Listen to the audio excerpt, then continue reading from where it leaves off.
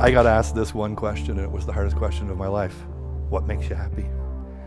That doesn't come from somebody else, right? Easy to say, I got kids, they make me happy, you know, we've got this relationship, it makes me happy, I have this job, it makes me happy. That's all exterior things coming in, trying to show me, or for me to find something good in something else. If you can't find good in you, you'll never find good in anything else. And that takes it into the business side. Like that's, you know, we talk a lot about corporate culture, and I'm a believer that you have to have people who understand who they are before they can even tie into a corporate culture or be part of a culture, right? So at the end of the day, we're really focused on how do we make people happy with exterior things. We need to start looking at it, how do we make them happy with who they are? Because there's a lot of energy that needs to be done when you go to work and you feel like you have to be this person and it's not who you really are. And then when you leave, you flip a switch to try to be this person. You know, there's no way that you're living authentically throughout that, and you're burning energy and wasting parts of your life worrying about, I need to be this person, I need to be this person. No, man, be this person, be you. And that's what I had to learn, and that's my biggest success story. For me, it was, you know, my friend asking me, what makes you happy?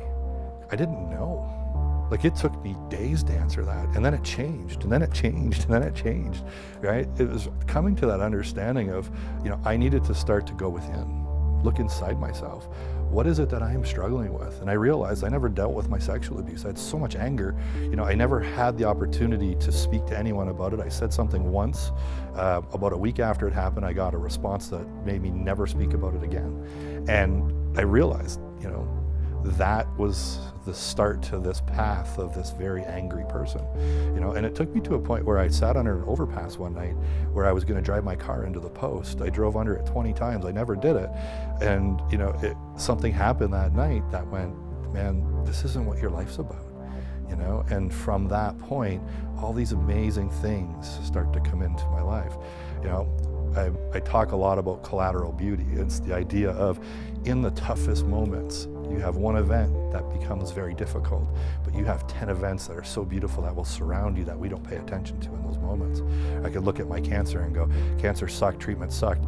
I met an unbelievable girl that came into my life. I met an unbelievable guy who became a mentor of mine. You know, I've had the love and support of people who surrounded me and said, hey man, like, let's go take on this together. We don't pay attention to that stuff. We pay attention to cancer sucked.